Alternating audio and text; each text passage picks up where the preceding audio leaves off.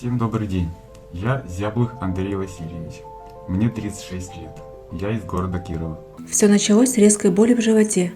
Симптомы были очень похожи на пищевое отравление, и Андрей отправился в больницу за медицинской помощью. Стационар, долгое и мучительное обследование, много предположений. Врачи никак не могли найти причину проблемы. Андрея перевели в другую больницу, и лишь после проведенной лапаротомической операции был поставлен страшный диагноз. Мне поставили диагноз – рак желчных протоков, 4-я стадия. Сказать, что я был в отчаянии, это ничего не сказать. Но недолго погоревав, и собравшись с силами и мыслями, я начал неравную борьбу с этим врагом. Андрей с детства занимался спортом, строил успешную карьеру, был счастлив в браке и воспитывал сына. Семья строила планы на год. Жена Софья недавно порадовала Андрея новостью о том, что у них будет второй малыш. Откладывали на машину и вместе планировали, куда смогут съездить на отдых. Май 2020 года отнял у семьи все. Холангиокарцинома чаще всего развивается у мужчин в возрасте от 50 до 70 лет, но Андрея настигла беда гораздо раньше, в 35 лет. Данное заболевание очень опасно. Оно быстро развивается и склонно к метастазированию. Риск возникновения такой опухоли повышается при хронических заболеваниях печени, язвенном колите, полипах и кистах, аденомах, болезни Крона, гепатите, поражении печени паразитами. Очень важным является фактор наследственности. В случае Андрея это было одной из основных причин развития рака. От онкологии умерли мать Андрея, дядя и прадедушка по материнской линии. Самые очевидные признаки холангиокарциномы – это появление желтухи и боли в животе. Первое исследование, которое выполняют при появлении желтухи – УЗИ брюшной полости. Для подтверждения диагноза применяется КТ или МРТ. Данные способы диагностики позволяют оценить распространенность онкологического процесса, вовлеченность сосудов печени и прилегающих органов, наличие отдаленных метастазов. Обследование, пройденное Андреем в больнице, показало не только наличие опухоли, но и асцит. Состояние на тот момент было уже тяжелым. В срочном порядке была назначена химиотерапия, но после 5 курсов КТ показало рост опухоли в брюшной полости и прогрессирование в лимфоузлах. С осени 2020 года Андрей прошел лечение химиопрепаратами таксотер и цисплатин. Терапия давалась крайне трудно, со множеством побочных эффектов и потерей в весе около 25 кг. Январь 2021 года. Андрей проходит контрольное ПЭТ в надежде на хотя бы минимальное улучшение после такого сложного лечения. Но результаты неутешительны, динамика отрицательная. В Герцена больше ничем Андрею помочь не могли. Состояние ухудшалось, боли усиливались, обезболивающие препараты помогать перестали.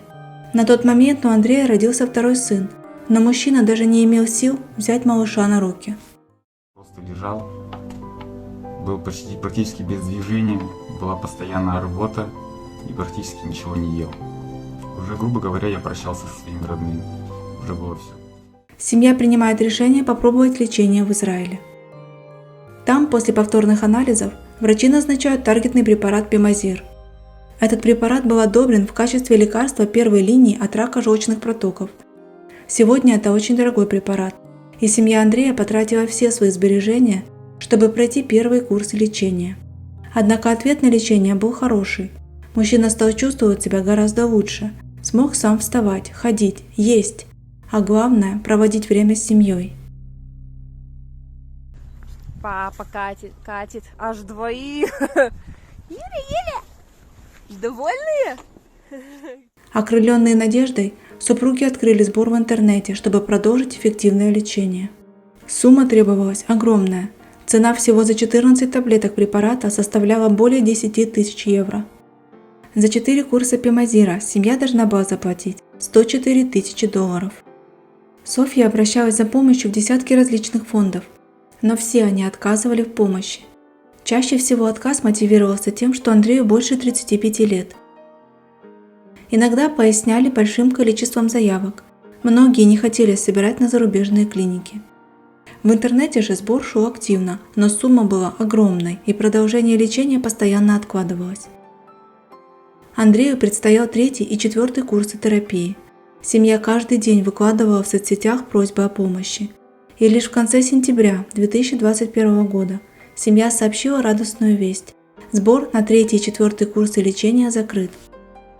Но впереди снова предстояло просить о помощи. Лечащий врач сказал, что 4 курсов не хватит и нужно будет продолжать лечение пимозиром. Однако Андрей стал чувствовать себя гораздо лучше уже на 3-м курсе. Теперь ему даже хватало сил на пешие прогулки и походы по врачам самостоятельно. После 4 курсов Андрей прошел контрольное обследование ПЭТ, которое показало положительную динамику, а это означало, что лекарство помогает и нужно продолжать. Семья собирала уже на 6-й и 7-й курсы таргетной терапии. А между тем у Андрея продолжались сильные боли, а от морфина очень хотелось отказаться. И врач предложил в таком случае делать операцию – умертвить те нервные окончания, которые находятся слишком близко к новообразованиям. В это время Андрей уже заканчивал 8-й курс таргетной терапии. Впереди предстояло еще 3, и после них мужчина решился делать операцию. Терпеть уже не было сил. Удалять предполагалось не только некоторые нервные окончания, но и каждый метастаз отдельно, там, где это возможно. Дальнейшая химия должна была вводиться непосредственно в оставшиеся метастазы. Стоила такая услуга $105 тысяч. В феврале ПЭТ показала незначительную отрицательную динамику, из-за чего операцию пришлось отложить. Лечащие врачи стали обсуждать возможность паллиативной лучевой терапии. В это время семья продолжает сбор на 11-й курс таргета. В феврале Андрей почувствовал резкое ухудшение самочувствия. Оказалось, он заболел ковидом, и это был уже 2-й раз за время лечения от онкологии. Андрей боролся изо всех сил, но слабел с каждым днем, плохо ел, появилась частичная непроходимость кишечника. Продолжали мучать боли, развилась двусторонняя пневмония. После курса паллиативного лечения в конце марта выписали домой, а через 2 недели жена Андрея опубликовала пост о том, что ее мужа больше нет. Лечение помогло прожить Андрею почти 2 года, хотя с момента постановки диагноза врачи давали ему не больше 4 месяцев. Он смог увидеть, как младший сын сделает первые шаги, оказать поддержку и внимание старшему, провести драгоценное время с любящей женой, встретить еще много рассветов, отпраздновать Новый год, увидеть весну. Андрей боролся достойно и оставил после себя светлую память и 2 замечательных мальчиков. Хочу сказать большое, огромное спасибо всем неравнодушным, кто не прошел мимо. Те, кто остановились, призадумались, решили помочь, кто чем может. Спасибо вам тоже огромное. Вся ваша помощь не прошла даром. Те курсы, которые я прошел, они дали мне сил. Они дали мне воли к жизни. Они дали мне много эмоций, которые дают мне силы жить и существовать. Так что спасибо вам огромное. Всех люблю, целую, обнимаю. Без вашей помощи я бы не смог. Спасибо вам огромное.